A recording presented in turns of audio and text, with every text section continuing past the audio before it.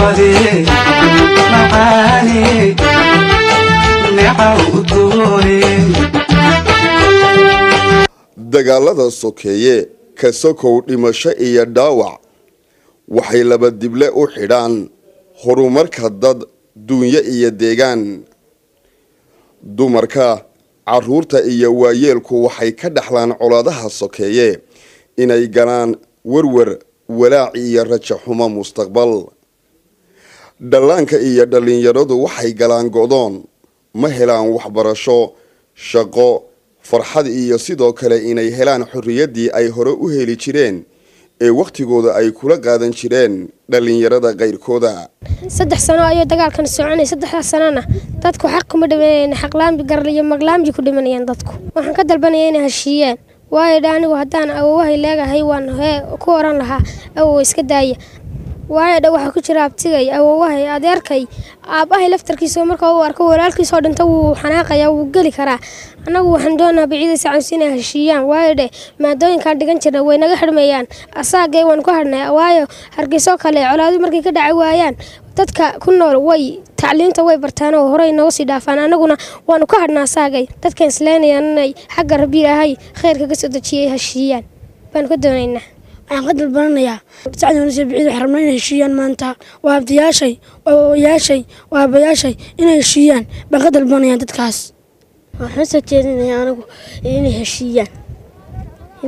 biciidiya sacaduna marka anagu waxaan rabnaa inay biciidiya sacaduna si fiican si heshiiyaan oo dibta ma isku taaban ilaahayna waxaan ka baryaynaa heshiiyaan waxbarashadii ma dhigano dugsiyadu way naga xidhan yihiin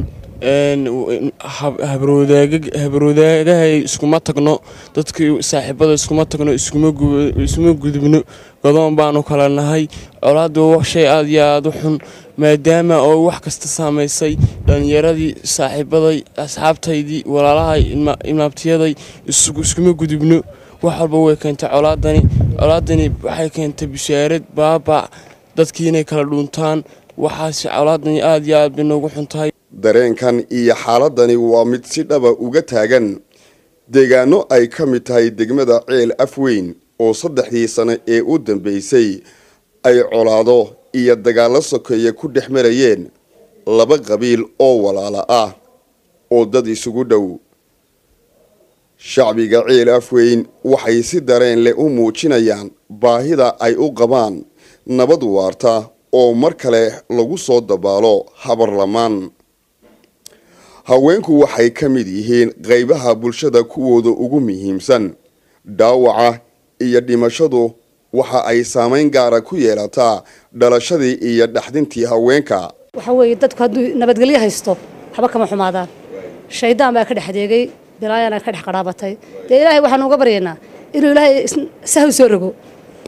waxay ugu wada noolaayeen caruuruhu way isku dhex jireen way wada ciyaar jireen haday ku batay haday israacis tahay waxay ahaan dad isku lamaan oo wada socda 24 saacadood rag waxay ahaan rag walaala oo meheradaha wada jooga oo macnayaan kala cabsanaynin haddana cabsi ayaa dhex gashay isma dhex gali karaan habarwadaaga rume ma soo yeey kartid nina kala kuwa kale naaftiyadood ma soo yeey karaan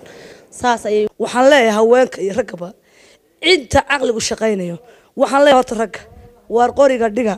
oo aqligu ha shaqeeyo warabtiga qori haw qaadan seedigaana qori haw sidan labada istiree way soo abti waxaan leeyahay dumarka naanaag waliba way ooyaysaa ta abtiga marka la dilo waan ooyaya marka walaalka la dilana waan ooyaya marka inadeerka la dilana waan ooyaya dumarow ragga nabada ugu horeeya dumarow aqligu ha shaqeeyo abtigaana waa la dilo kuma noola adeerkaana waa la dilo kuma noola inankaagina ma noola wax rixmaad leedahay ma jiro waxaan leeyahay ilaahay ummadda inuu dabaqabatayo dumarow nabada ku dadaala dhiilada iyo dhawaaqa iyo dalabka nabadeed ee dhallaanka haweenka iyo waayeelku waxa ay guuldarro u tahay aabbaha iyo abtiga iyo adeerka duurka u galay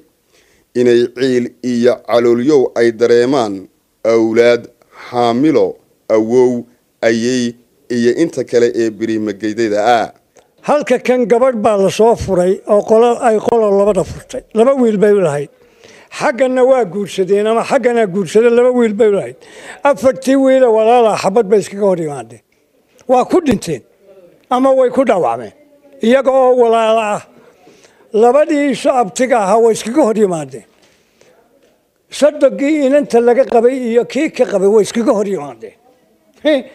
waxa iskaga hor yimaadeen oo ay isugu yimaadeen